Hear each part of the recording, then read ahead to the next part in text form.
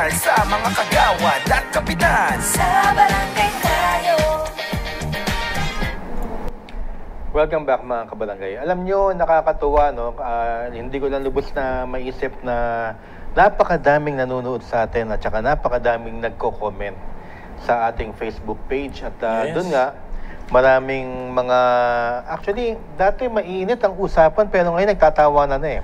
Nagiging, ina-accept na nila unti-unti kung anong mga nangyayari at maraming nagko-comment na ano man ang mangyayari para sa mga barangay officials. Magtatrabaho sila. At yun naman nakakatawa, no, Kap? Yes. Actually, would you believe, kanina lang umaga, kasi po, ang barangay sa akin, ang barangay Namayan, ay nakikipag-ugnayan palagi sa Meralco o kaya sa Manila Water, kasi doon po ang aming at sa mga iba pang utilities, lalo na kapag yung spider ba na mga parang akala mo sapot ng gagamba yung mga wires, yun, nakikipag-ugnayan po ako sa kanila. Would you believe, tinanong pa ng Meralco yan? Dito ko sa, nanonood daw sila sa SB, mga tiga Meralco rather. Tinanong po sa atin, nanonood daw sila sa Barangay Tayo. At, Kap, mag-election ba o hindi? Shout out doon sa mga nakausap ko, mga tiga Meralco kanina. Anyways, mas maganda ho yun. Kayo tayong mga, regardless kung saan, kung anong utilities natin, singit ko lang, Kags Butch at Kags Marie. Yung mga utilities, kailangan may magandang koordinasyon kayo para at least kung ano man yung gusto nyong paayos, lalo na yung mga emergency na nagtutuklap yung mga wires, magawa ka agad para din sa inyong constituents. Yan.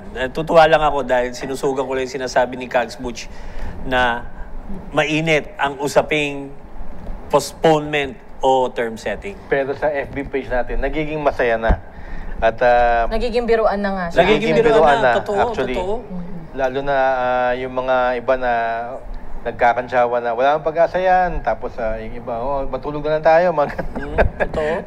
Ikaw, ano takeaway mo, Kags Marie? Ako naman ang nakikita ko dyan sa sobrang init na ng usapin nila at palaging pinag-uusapan yung mga tao para sabi na, wala naman tayong magagawa kung papasan nila yan o hindi. Kumbaga, at the end of the day, tayong mga constituents at napapaloob dun sa community natin, kung sino man yung nakaupo, let's give them the respect that they deserved. Yes. It's up to them if they'll work on it or not. Pero sana po, kilusan natin dahil isa po yan sa ipinangako natin sa taong bayan na magtatrabaho po tayo.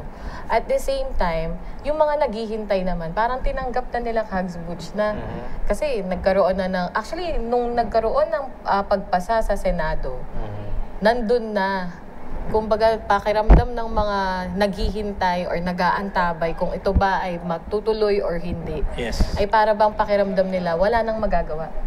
Tuloy na talaga. Although hindi tayo ang nagsasabi, but because of the first action na taken by the Senate na may naipasa na sila, yung Congress na lang ang hinihintay at mas lalo pang sinusugan nung nagbigay na po ng statement si Senator Cheese Escudero na hinihintay na lang na magkakaroon tayo ng bicameral.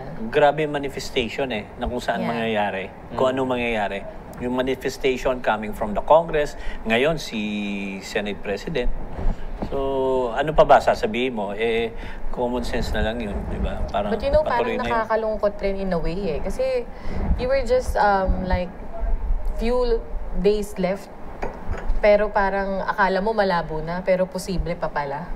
Alam nyo, meron naman ako nakitang comments, na sinasabi sa June daw, pagbalik daw nila, tsaka daw ipapasa. Alam nyo, ito nga sabi nila, sa June ba, pag hindi na ipasa ngayon, sa June ba ipapasa yan? Alam nyo, ito mangyayari sa June.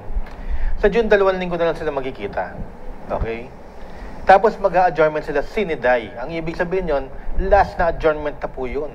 So, ibig sabihin, ang pagkita-kita nila sa June, tapos ng eleksyon, may mga nanalo na at may mga natalo na. Huwag naman sana. Pero may mga natalo na. At may mga end of term na.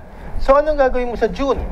Sa aking base experience ko, doon pong tayo nagtrabaho mahigit 1 dekada sa Senado, na pagka-adjournment sine-die, yung 2 weeks na yun, nagpapaalaman na sila.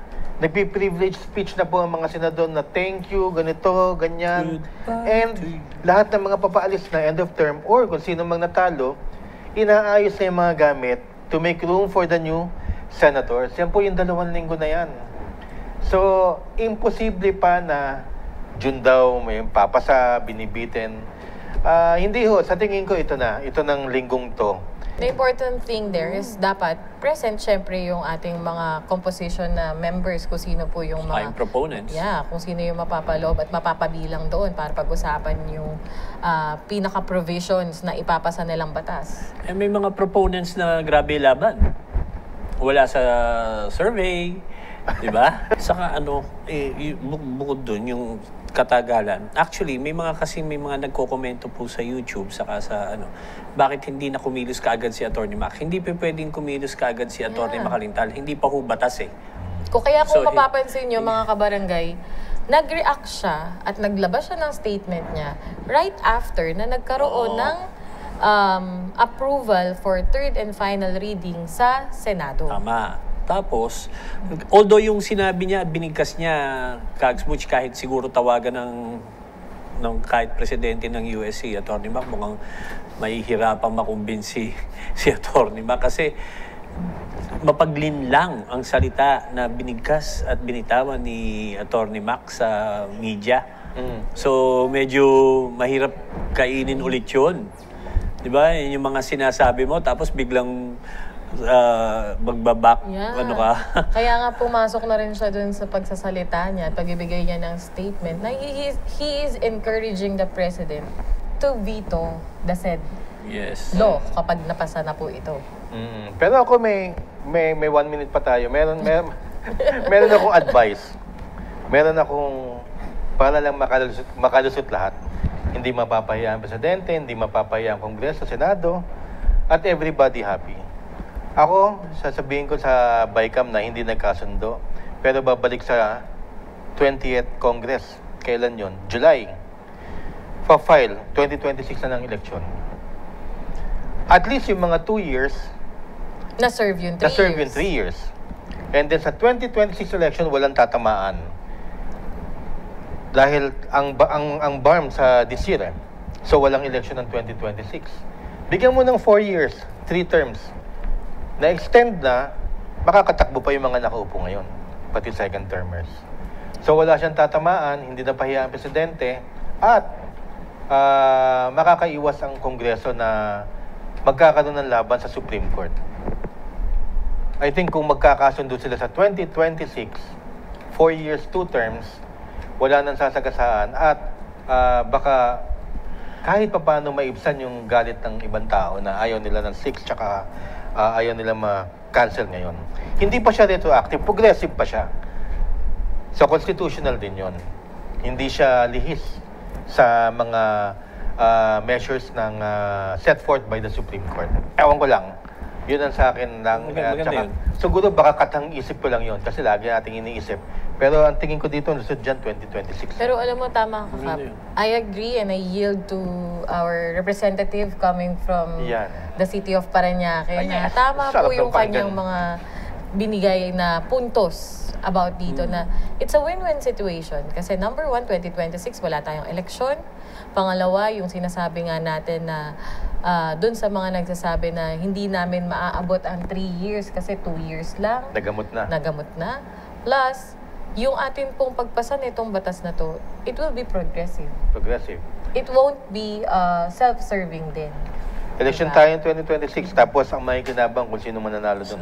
At wala tayong babanggaing ibang eleksyon. Kagsmuch, sana yan ang maisip ng mga nasa Congress. Okay, meron pa tayong pag-uusapan. Ewan ko kung nagandahan kayo sa suggestion namin, 2026, pero kayo na po ang bahala.